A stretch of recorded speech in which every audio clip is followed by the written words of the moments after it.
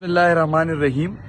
نن موږ سپریم کورټ کې د درې کیسونو د های کورټ خلاف اپیل کې راغلی وو. پهلا چې کوم دی د همایون دلاور په توشه خانه کیس کې چې کوم د مینټینیبلیټي کیس و چې موږ په های کورټ کې چیلنج کړو. دویم چې کوم دی نو ټرانسفر اف اپلیکیشن و چې د همایون دلاور نه د بل جج ته کیس ټرانسفر کړی شي.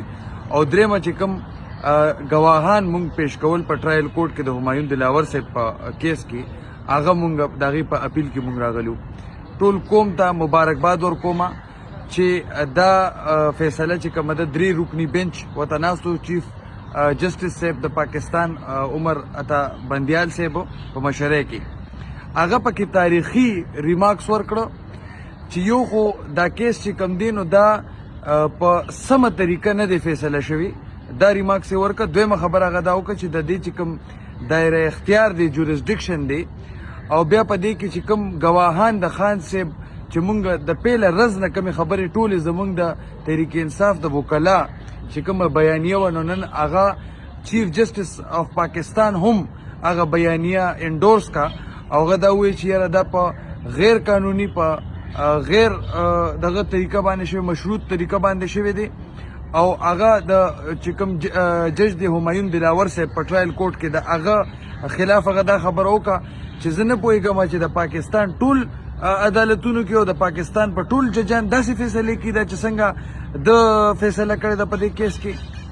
نو دا د پاکستان تحریک انصاف د بیانیې دپاره یو ډېره زیاته پازیټیو خبره ده. دا نن چې کوم په عدالت کې وشو او هغه فوراً چې کوم دی نو د های کورټ چیف جسټس ته ډایرکشن ورکو چې سبا ته زر زر دا مقدمه واوره او 2 بجې ټایم یې ورکو سبا چې سبا 2 بجې به په دې باندې زه فیصله ورکوم.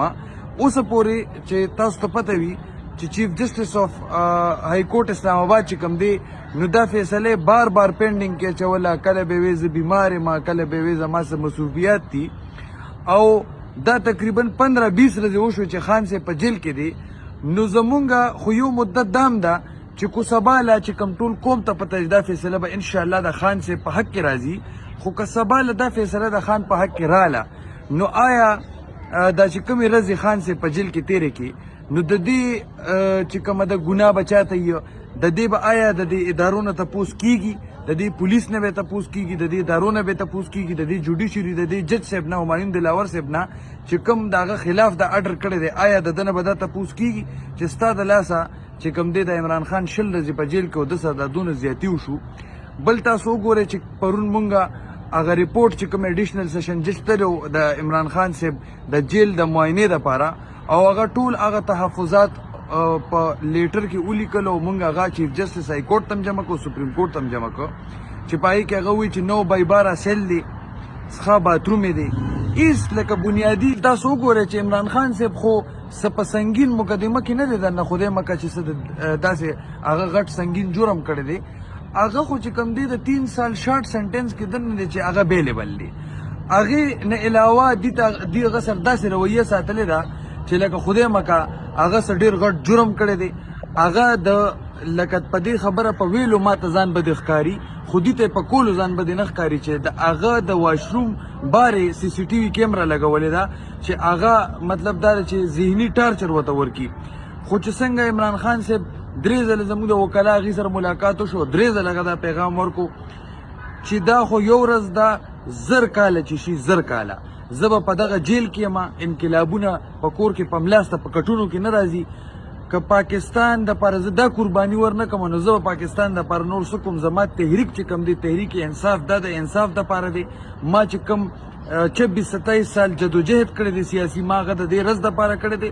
او زه دې په 1000 کاله په جیل کې ما زه د قیدي یم خو زما د ملک عوام د قیدي نشي، زما د ملک عوام د غلام نشي.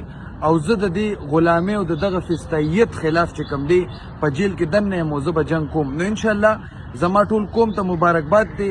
د حق په فتح یې، د رښتیا به فتح د عمران خان به فتح او انشاءالله زمونږ د عمران خان صاحب د وکلا د لیګل ټیم دا ډېر غټ امید دی د سپریم کورټ نه چې انشاءالله سبا له به توشه خانه کیس کې د عمران خان سره انصاف کیږي او د ټول قوم سره به انصاف کیږي. ډېره مهرباني.